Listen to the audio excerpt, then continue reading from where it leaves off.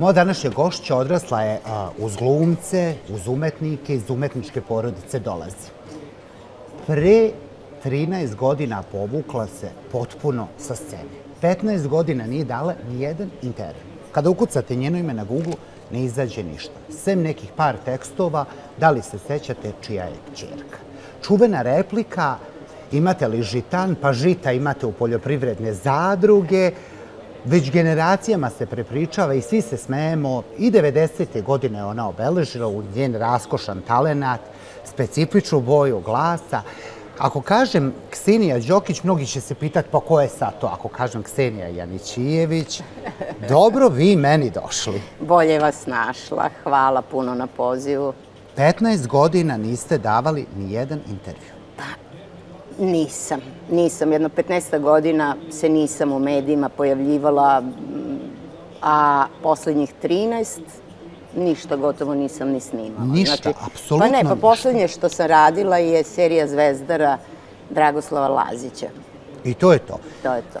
U najavi rekoh, kad se na Google ukuca vaše ime, izađe samo gde je nestala čuvena plavuša iz BB Showa. Da li znate, da li se sećate ćerke čuvenog Burduša? Nigde ne postoji ni jedan podatak iz privatnog života, ništa. Zašto ste se povukli? Pa jednostavno, ja sam osoba možda koja je u životu imala nedostatak ambicije. Prosto, više sam neki porodični tip, kako sam rak u horoskopu, znaš, majka, žena, porodica. I ja sam se posvetila porodici, posvetila svojoj deci. Hvala Bogu, imam dvoje divne dece, sina Jovana koji ima već 31. godina, evo, i ćerku Saru. Sara je 22. I ja sam ponosna na taj moj izbor, jer nekako mislim da je to najvažniji zadatak u životu. Sve ovo drugo bude i prođe, a ta deca ostaju kao nešto najsvetije i najbitnije u čoveku, mislim, kod svakog čoveka, kod majke posebno. Tako da sam se ja time bavila i mislim da sam uspela u tom poslu da onako odgajim dobre, empatične, poštene ljude. A to je najvažnije, sve drugo je nebitno.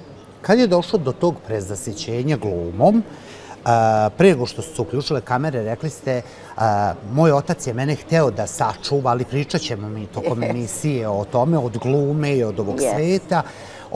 Pa da li je bio u pravu?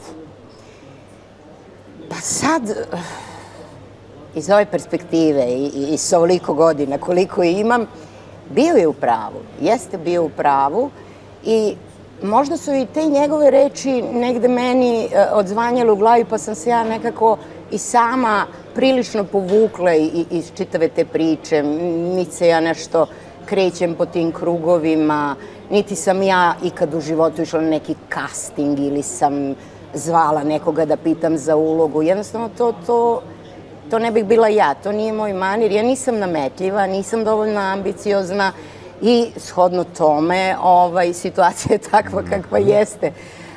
A njegove reči me odzvanjaju u glavi jer je on uvek govorio, bio je svestan mog talenta i ja nisam bila svesna. Ja sam bila sumnjičava. Bila sam sumnjičava negde do neke moje 40, možda i neke godine čak. Da, ja sam mislila da možda ja stvarno nisam za to. Možda to što je moj tata čovjek raskošnog talenta ne znači da ja moram da budem glumica, jeli? Međutim, onda dođeš u neke godine, imaš neko to životno i poslovno iskustvo i onda sagledaš stvari da ti u stvari imaš talenat, ali neiskorišćen. Tačno, neiskorišćen. Da, a moj otac je stalno govorio da se ja rođena dramska glumica. Ja nikada nijednu dramsku ulogu nisam odigrala. Znači, nekako sam se sticajem okolnosti obrela u toj komediji, iako je komedija najteži žanr, da se razumemo, najteže je igrati komediju, ja sam samo u komedijama bila i to što sam odigrala taj neki moj glumački opus koji nije nešto veliki, ali mi je drago kada vidim upravo ovo što mi kažete na tim nekim portalima pojavljuju se ti neki To me zanima, da mi upravo ispričate. tekstovi koji meni prijatelji ili rođaci kažu, pa vidi, pročitaj, pošalju mi, onda ja pročitam, mene niko ne kontaktira, napišu tekst o meni i onda meni bude smešno kada čujem tu rečenicu, ona je talentovana, ali je zaobišla velika karijera, iako je ona pokušavala. I onda ja onako se sama za sebe nasmejem i pomislim, a kako sam ja to pokušavala? Tako što sam se povukla, tako što nikad nikog nisam zvala da me ubaci negde, niti sam išla na te audicije, niti koji đavo. Znači, kako sam ja to pokušavala, mene to samo zanima. Ali dobro, lepo je što te se ljudi ipak sećaju, nemaju te već 15 godina, 13 do 15 godina te ne vide nigde i onda je lepo kad te se neko seti, znači da ipak se neki trag ostavio. Pa kako ne? I to ozbiljan trag ste ostavili u kinematografiji i sve te dosetke, što iz Sekule i njegovih žena, iz filmova Velika frka, iz Bebe Show, i dan danas se negde prepričavaju. Dobro, to starije generacije, sam rekao da su odrasle u sve te. Kako pamtite vaše detinjstvo? Odrasli ste u jednoj umetničkoj porodici, pored velikana, otac je stvarno bio velikan. Kako pamtite detinjstvo? Ajmo negde od početka. Pa evo, od početka priče, znači, porodica u kojoj sam ja rasla, iz koje potičem u stvari, je umetnička porodica, uglavnom glumačka. Tatina rođena sestra Ljubica Janićijević je glumica, njegov brat od strica, čuveni Sima Janićijević, doajen pozorišta na Krstu, Beogradskog dramskog.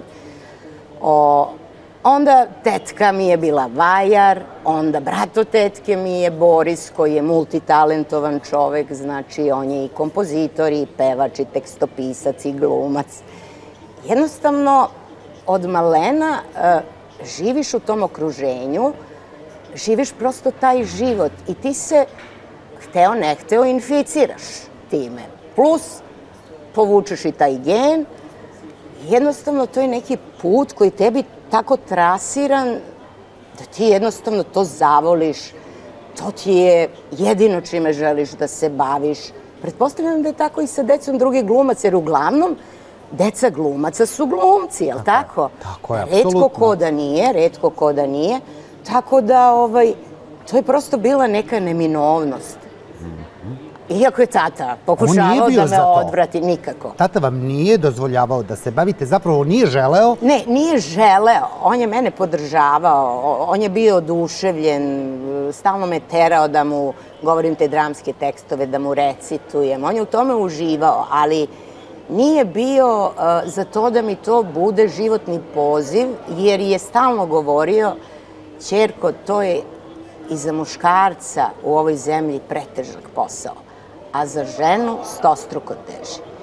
I on kao otac koji me obožavao, koji me štitio, stvarno sam živela onako pod staklenim zvonom, želeo da me zaštiti bilo koje vrste razočaranja nekog ili neprijatnih nekih situacija kao svaki roditelj, koji želi dobro svom detetu, ali onog momenta kada sam ja bila apsolutno rešena to ili ništa drugo, on ima kud.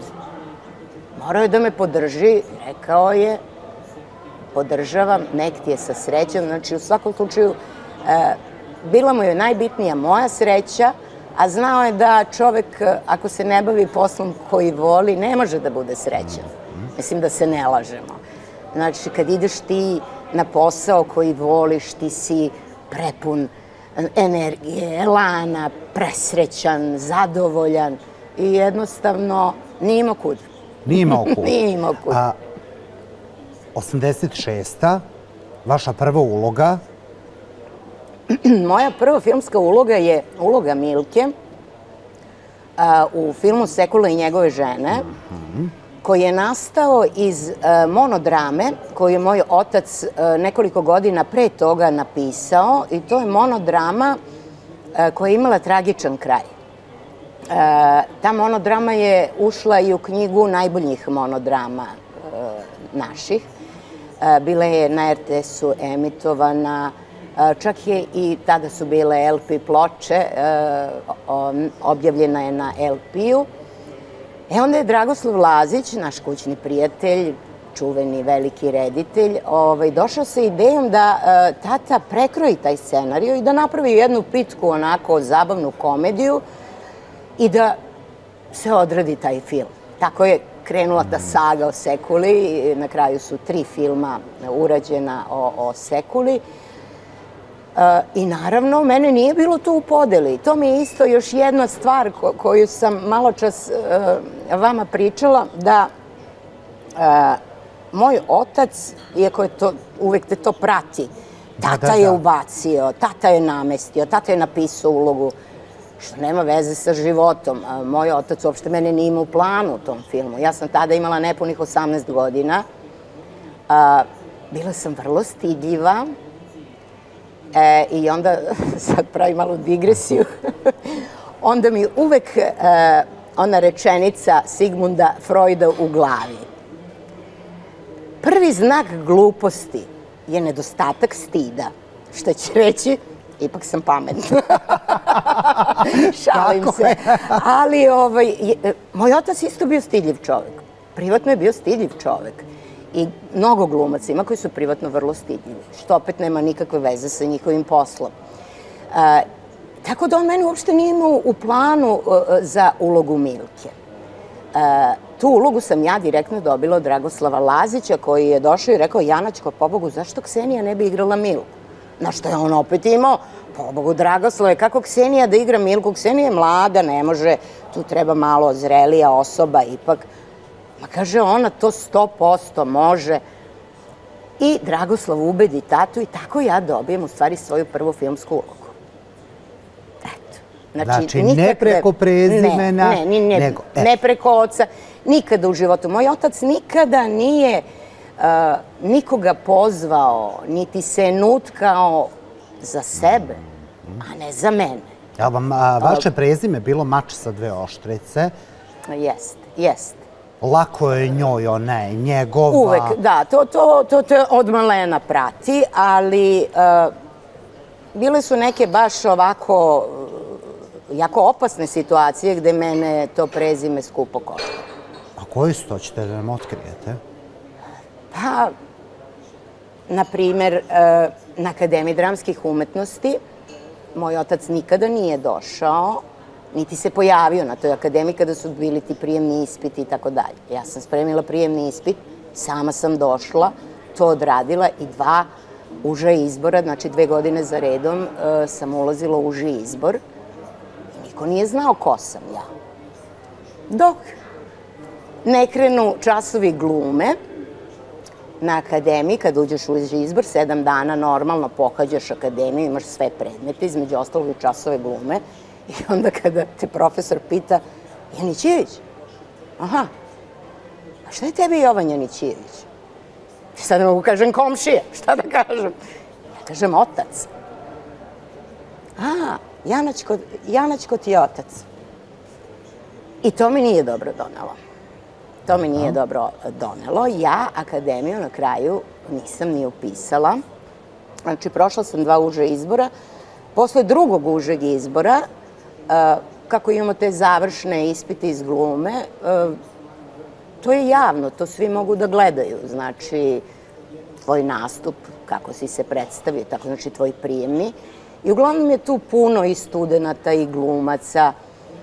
Te godine, između ostalih, Rastko Tadić gledao taj prijemni i mi završimo što imamo, odemo kući, a rezultati izlaze uveče na tabli oglasne. I u nekom momentu, kada je to glasanje, to valjda završeno i to, Rastko je video taj prvi spisak i pozvao mog oca da mu čestita i da kaže: bravo, Janačko, Ksenica je prošla, druga je na spisku.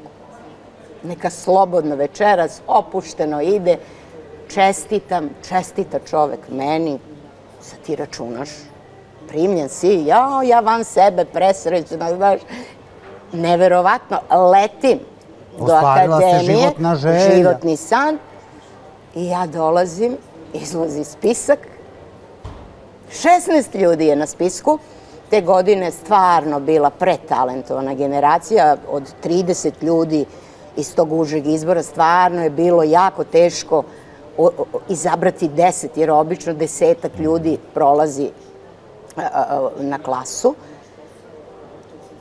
Te godine 16 čak primljeno i mene nije bilo na spisu. Nije vas bilo? Ne. Iako je profesor javio da ste vi prošli? Rastko Tadić, glumac, koji je bio tu, da, on je rekao, javio jer je video spisak. Mi smo posle nezvanično od jednog profesora, sad već pokojnog, čuli priču da došlo je do neke intervencije, ne znam, neko je upao na to mesto, ali... Pa vas to bolelo? Da, u tom trenutku je to mene devastiralo, bukvalno. Jer ja sam tada imala 18 godina, jako sam teško to podnela, bukvalno sam se razbolela od tuge, a nakon toga trebalo je da odem u Novi Sad. I to mi je, eto, za čim žalim. To mi je ostao žal što nisam otišla na Akademiju u Novom Sadu. To mi je veliki žal. Branka Katić je bila pametna, pa je otišla odmah tamo. A ja sam ostala tu i posle, nažalost, mama je tu dosta kumovala da ne odem, jer je rekla, nećeš sad ti ići tamo, ona je brižna majka, ne može ona da razmišlja.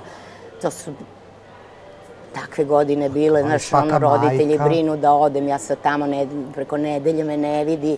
Ja sam u tom braku rasla kao jedinica.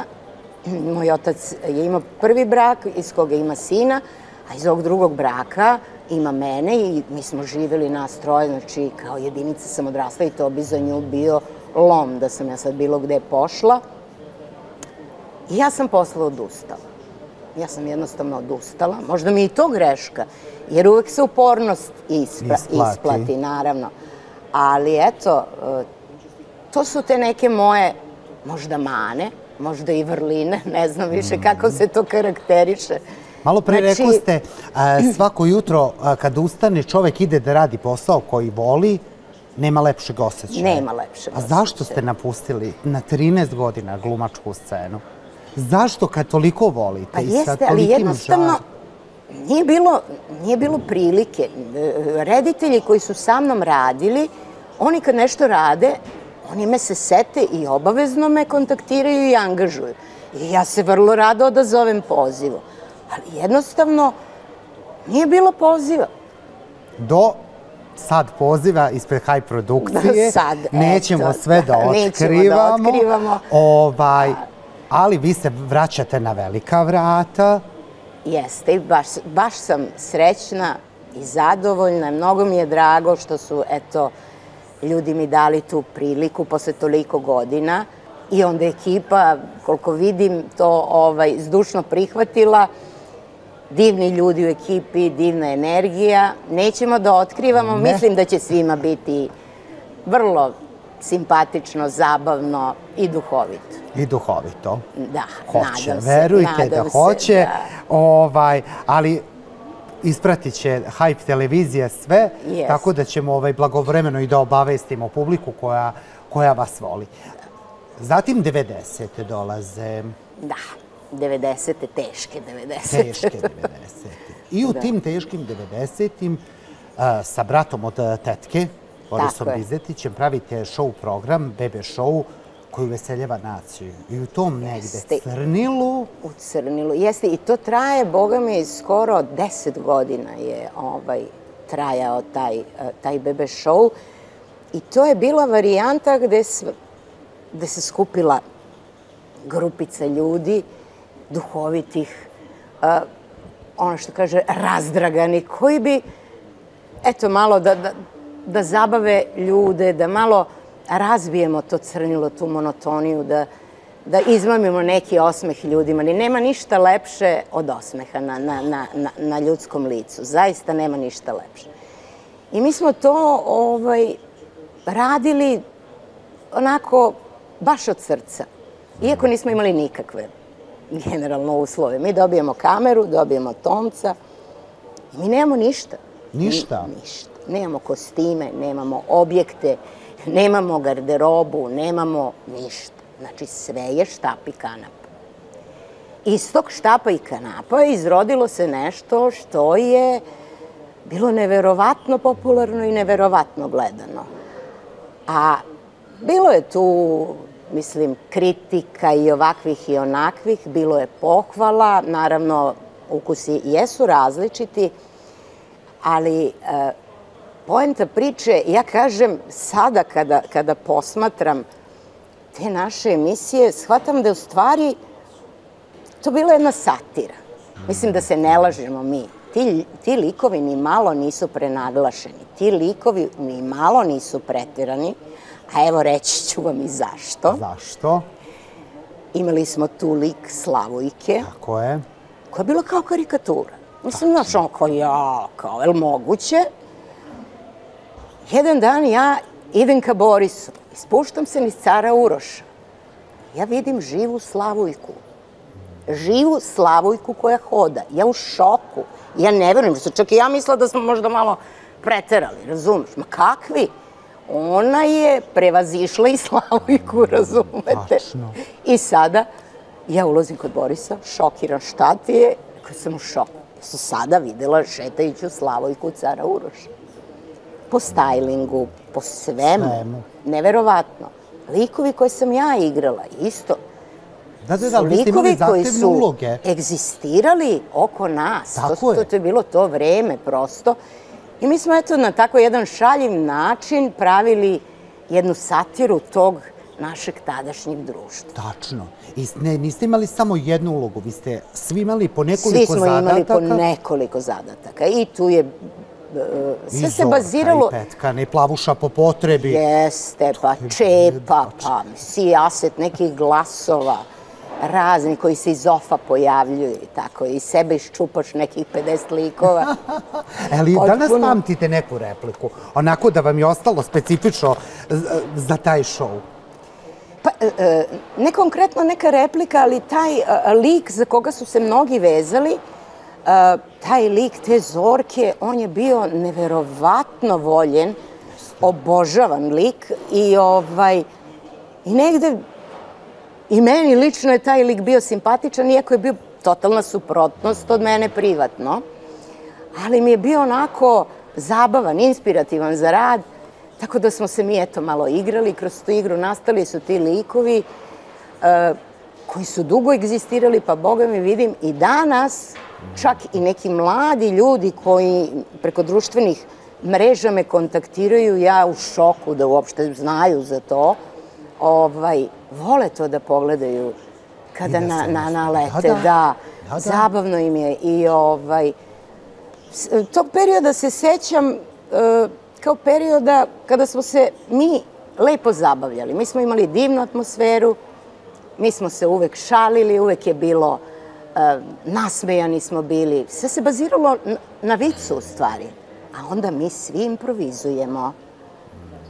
I na taj vic nadograđujemo i pravimo te tako igrane skečeve. Eto. Kakav je Boris bio? Je li bio težak? Je li bio zahtevan?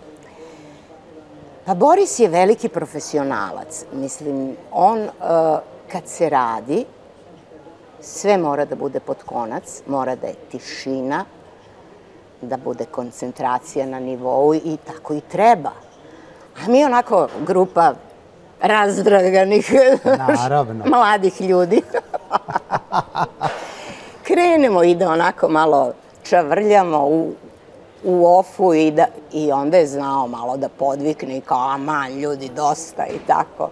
Ali pamtim to kao jedno divno iskustvo koje je meni mnogo značilo i drago mi je što sam imala priliku sa mojim bratom da radim toliko godina. Bilo je jako i zabavno, inspirativno i mnogo sam naučila. Jel da, jeste iz tih projekata kalili se? Iz svih tih projekata, mislim da me to čak i prekalilo jer je jako dugo trajalo I tu nekako bio si okrenut sam sebi, znači ti nemaš tekst, nemaš ništa, nego mi između sebe dogovor, pa tebi vrcaju ideje, pa ti ponudiš ovo, ono, to se prihvati i na kraju ispadne sasvim okej. Onda su mi mnogi glumci čak govorili da je rado gledaju, poput našeg dragog Vlaste. Vlasticu sam jako volela i imala sam tu priliku i sa njim 4,5 godine da sarađujem na seriji Seljaci, kao i sa našim doajenima glumišta našeg. Onda smo imali čak i gostovanja glumaca poput Neše Nenadovića, Gorice Popović, onda je bio i Bule Goncić, ko nam je još gostovao. Dosta glumaca nam je prošlo kroz emisiju, koji su to rado gledali. Tako da, to je jedno onako lepo iskustvo. I pamtite samo lepe stvari iz tog perioda? Ja u životu se trudim da pamtim uvek samo lepe stvari. Zato i ne volim o ovim ružnim koje su davno prošle i ne volim mnogo da pričam. Bilo ružnih stvari. Jesu se neki ljudi ogrešili od vas? Verovatno da jesu. Ja ne bih da im sudim to. Neko to od gore vidi sve, valjda. Je bilo podmetanja nogu? Pa evo, bilo je, na primer, osim konkretno te situacije na akademiji, bilo je recimo situacija gde ja dobijem ulogu, sutra treba da idem da potpišem ugovor, sve je završeno, onda sutra ujutru mi javljaju da ipak neću igrati, jer ja ne pristajem, ne znam, na to i to. Ovo je bilo konkretno neko skidanje u potoku, što bila sam jako mlada i mislila sam da je potpuno i neprimereno i da je nepotrebno. I to jednostavno nisam žela prihvatiti. Onda navodno pojavio se neko ko je to prihvatio, taj neko je dobio ulogu. Onda sam kao srednjoškolka, recimo, sedela u svojoj srednjoj školi, 2. godina srednje škole, radila se koprodukcija, sećam se serije Quo Vadis, i došla je italijanska ekipa da bira devojke za glavnu žensku ulogu. I došao je taj italijanski reditelj sa čovekom našim iz Avala filma.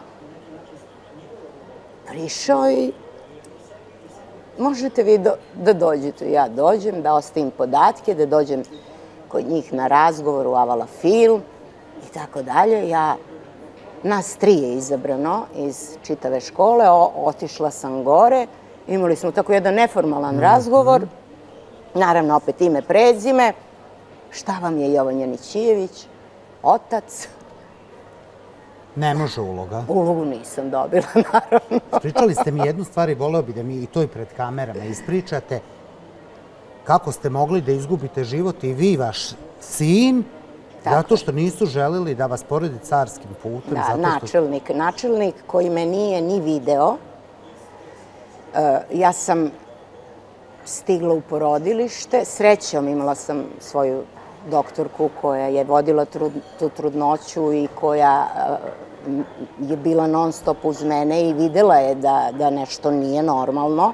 To se bukvalno dogodilo u poslednjih nedelju dana, da se moj nemirni sin obmoto pupčanom vrpcom, podigao glavu i tako. Bilo je nemoguće prirodno se poroditi.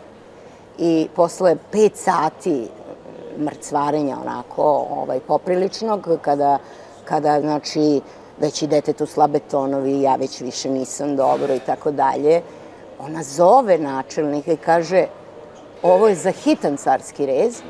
Načelnik kaže, to što je ona Burduševa ćerka ne znači da mora na carski rez.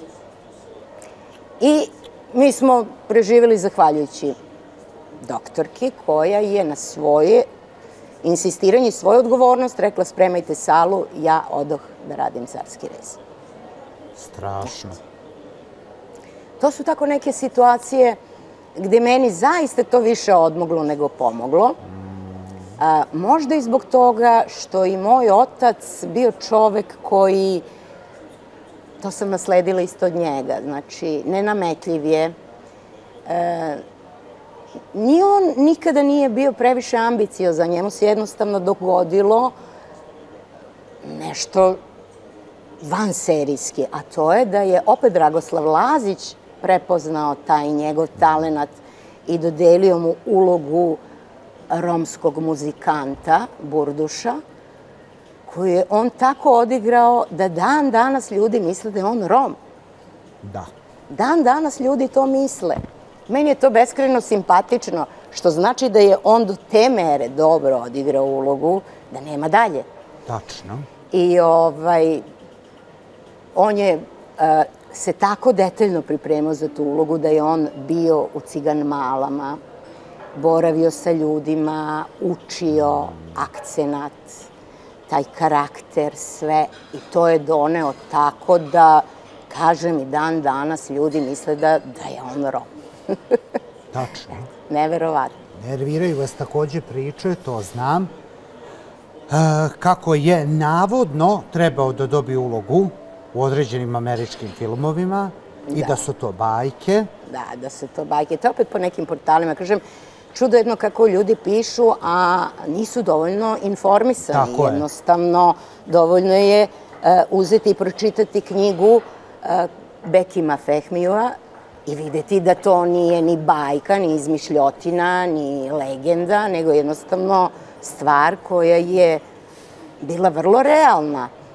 Zapravo, kada se pripremao prvi deo Kuma, u to vreme, moj otac je bio u Hollywoodu. On je u par navrata bio u Hollywoodu po 2 meseca i bio je na probnim snimanjima, slikanjima za razne uloge. I na kraju on i potpisao, za Paramount je potpisao 5-godišnji ugovor u Hollywoodu. A za ulogu Kuma bio je u podeli on, da igra Don Vita Corleonea, a Bekim Fehmiju ono što igra Al Pacino, jeli? To je znači tek kada je to planirano, jer su želeli da strani glumci igraju te vođe mafije zbog tog markantnog izgleda, zbog tog akcenta. Međutim, posle toga, to je i gospodin Bekim objasnio u svojoj knjizi, kasnije su se ipak tvorci tog dela odlučili da igraju američki glumci. I otuda je ta prva podela otpala, ali istina je da su bili jedan i drugi u toj podeli. Tačno. I ta nesreća koja je izazvana i taj odlazak u zatvor je ostavila trajne posledice na njega. Jeste.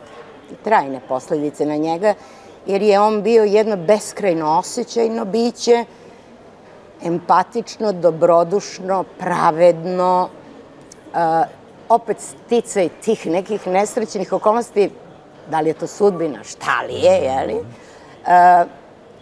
Ispalo je da je čovek pri tom udesu poginuo, to je inače njegov prijatelj. Trojica ih je bila u kolima, on je sedeo pozadi. Tata je vozio, on je nađen ne znam koliko metara daleko od automobila. Znači, tata i suvozač nisu imali ni čak neke teže povrede, a on je preminuo na licu mesta i bilo je onda suđenje, to je bila hajka, pa su bili naslovi po novinama, ne sudi se Janaćku, nego se sudi Burdušu. Tada u to vreme, sećam se sad, bilo je još poznatih ljudi koji su imali i teže saobraćajke u smislu da su baš na pešačkom ili nedaleko od pešačkog ubili nekoga, ali nisu ni dana odgovarali. On je dobio 1 godinu dana zatvora, 1 godinu dana je bio u Zabeli, posle mu je smanjeno valjda na 10 meseci, punih 10 meseci je odležao i to je bio stresan period i za nas, porodicu, a za njega je bio zaista jedan pretežak period života i jako je to teško podneo prvo gubitak svog prijatelja, ta njegova lična griža savesti koja ga je doživotno proganjala, to je na njega onako baš strašno uticalo, a onda još ti odeš u zatvor, provedeš tamo 10 meseci, svi na tebe zaborave. Jedini iskreni prijatelji koji su ostali u tim trenucima uz njega su Velimir Bata Živojinović i Dragoslav Lasić. Samo njih dvojica, od svih? Od svih. Znači, oni su ga posećivali, oni su bili uz njega, oni su mu bili podrška, znači nikada ga nisu zaboravili, ni njega, ni mamu, ni mene. I onda i to čovek teško podnese, jer ja znam, sećam se, mala sam bila, kada je on bio u zatvoru, ja sam bila 2. razred osnovne. Znači, kao dete u 2. razredu osnovne izlaze non-stop naslovne strane, gde piše o vašem ocu sve i svašta. Deca to čuju, jeli, u kući se priča, ti dolaziš u školu i sada, šta bi ono malo dete kao sramotate što ti tata u zatvor, znaš, kao ja, tamo samo idu loši ljudi, znaš, tamo idu kriminalci, ubice, tvoj otac je u zatvoru. I dolaziš u školu i onda deca počnu da te zavitlavaju, jer ti kažeš da ti je tata na službenom putu, jel? Oni kaže, ajde, nemoj da lažeš, tata ti je u zatvoru, tata ti je ovo, tata ti je ono. I to i na tebe ostavi neki onako... Kako ne? Dubok trag. Jer to je dete, to je uzrast koji razume sve. Malo dete jeste. Pritom, ja koja sam oca obožavala, toliko sam bila vezana za njega, to je za mene bilo strašno. Taj trenutak kada je otišao i kada je boravio u tom zatvoru 10 godina, a onda ne pričam, definitivni gubitak 92. koji sam ja jedva preživela, zaista. To je njegov odlazak 92. godine? 92. 26. februara. 92. je umro, znači mi smo uveče legli da spavamo. On me je zavitlavao jer je sutradan trebalo da dođe ekipa da pravi intervju sa mnom i onda je on se šalio, šta ja da doživim, da sad malo zbog tebe dolaze, znaš, dosta je bilo da pišu o meni. On je legao i ujutru jednostavno nije se probudio. Veliki šok. Strašan šok za mamu, za mene, jedan gubitak nenadoknadiv. Ja kažem, prošlo je toliko godina, evo, 26. februar 92. sad će biti 33 godine od kada njega nema. Čovjek jednostavno navikne sa tim da živi, ali ja kažem i svima pričam, on meni sve više nedostaje. Jel da? Kako godine odluču? Da, kako godine, da, i koliko njega duženje, on meni sve više fali. Bio vam je podrška, oslonac? Jeste, jeste. Sve. A nažalost život je nekad surov. Jeste. To ste i osetili na svojoj koži. Jeste, debelo smo osetili. Što kažu uvek za ljude koji igraju komedije da su neke duboke tuge u njima. Jesu, i to je istina. I to je istina. To je stvarno istina. Ja sam jako teško podnela njegov odlazak pre toga. Samo 2 godine pre toga sam izgubila deku u 69. godini, za koga sam isto beskrajno bila vezana. A onda su posle usledile još tragedije, da bi me tragedija pre 5 godina koja me devastirala, da sam u 2 nedelje izgubila 2 brata od tetke s kojima sam bila, mi smo jako vezani. To su 2 rođena brata koji su u 2 nedelje odjednom otišla. To me je isto totalno poremetilo. Ja posle toga 2 godine apsolutno nisam bila u stanju normalno da funkcionišem i to je stvarno život. Je li taj osmeh nekad bio i beg od problema? Jeste, ali ja sam u principu, kao i moj otac, jedna vesela duša. Ja sam dete u duši, jer mislim da svaki glumac, ako nema to dete u sebi, teško da može da se bavi tim poslom. Tačno. Kako deca reaguju? Zanima me, sin i ćerka na mamu koja je... Pa oni su... Jeste ih štitili od toga? Pa jesam. oni to sasvim normalno sve doživljavaju, oni sad, jedino što im je jako krivo, što nisam bila upornija, što nisam bila istrajnija, što se nisam malo potrudila i angažovala, jer im je jako žao što nisam radila taj posao koji toliko volim, a koji oni, koji su oko mene privatno, upravo kao i moj otac, znaju da sam ja rođena dramska umetnica koja nije imala priliku da odigra dramsku ulogu. I onda je tu i njima.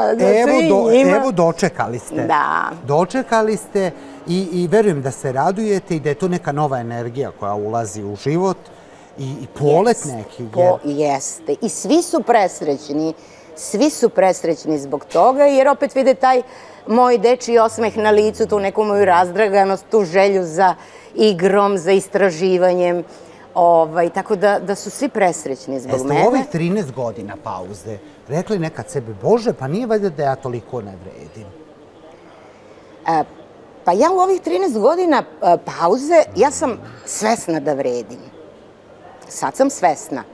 Ali do 40 i neke godine nisam uopšte bila svesna i stalno sam nešto bila sumnjičava prema sebi, pa stalno sam nešto tražila neke greške. Mislim, to je dobro, jer čovjek tako radi na sebi, usavršava se i definitivno i te uloge koje sam ja odigrala sada s ovim iskustvom, verovatno bi bile još bolje, mnogo bolje, nego tada kad sam ja recimo imala 18 godina ili 20 godina, kada sam još bila vrlo nesigurna, mlada, stidljiva. A stajala pored velikih glumačkih imena, Olivera Marković, Nikola Simić, Dragan Nikolić, Bata Živojinović, Petar Kralj. Petar Kralj, ozbiljna plejada glumaca. Plejada glumaca, jeste. To su bili Rada Živković, mislim, to bezbroj, Mira Banjac, moja draga. Ste tad bili svesni toga? Bože, pored koga ja stojim, ili vam je to... Ja sam uvek imala neverovatno poštovanje prema svim tim ljudima. Ja jesam rasla okružena glumcima, to ti je bilo sve nešto sasvim normalno. Moj Čika Bata, kog sam tako zvala, on je bio kao drugi otac i presrećna sam što smo u tim Seljacima, nas dvoje u stvari bili direktni partneri. Ja sam bila njegova sekretarica, jeli? Tako da to su divne stvari i od svih tih ljudi ja sam samo se trudila da učim. Da učim i sve njihove savete sam prihvatala i oni su mi bili podrška kao da mi je otac tu pored mene. Tako sam to doživljavala nekako. Jer ja glumce obožavam, mislim prosto, ne znam, obožavam. Ima tu možda i nekih izuzetaka koji nemaju sve te karakteristike jednog glumca, ali ja tvrdim da glumac, čim nosi to dete u sebi, mora da bude i dobar čovjek. Jer deca su bezgrešna, deca su naivna, deca nisu zlonamerna. I ja te glumce tako doživljavam. Meni je to fenomenalno, ali uvek sam imala neverovatno poštovanje. Nikada sebe nisam stavljala u ravan da smo mi jednaki. Ne možemo biti jednaki. Ja još mnogo bi morala da ispečem tog zanata i da mnogo vode protekne, da ja toliko toga još odradim, da bih mogla da kažem sad smo mi. A oni su mene prihvatali apsolutno kao ravnog sebe. Barabar. Barabar. Kako sad recimo kad pogledate neku repliku, najavu sam počeo tako, imate li žitan, žita imate u poljoprivredi? Žita ima u zadruge. Žita ima u zadruge. Ovo je trafik. Ovo je trafika, samo domaće. Kako, šta budi u vama kad pogledate vas? Kroz onu trafiku, kroz onaj prozorčić? Pa, budi mi jednu predivnu uspomenu na te ljude, jer i u tom filmu većina njih više nije sa nama. I mislim da smo izgubili plejadu takvih velikana i da je to prosto nenadoknadivo. To mi je negde onako žal za tim ljudima, isto kao i za mojim ocem. Ne zna se koga sam više od njih volela, zaista. Ne da spomenjem i Srdača, i Dragan Zarić, i Ljuba Moljac, to su svi ljudi koje sam ja negde obožavala, pored svih ovih već koje smo naveli.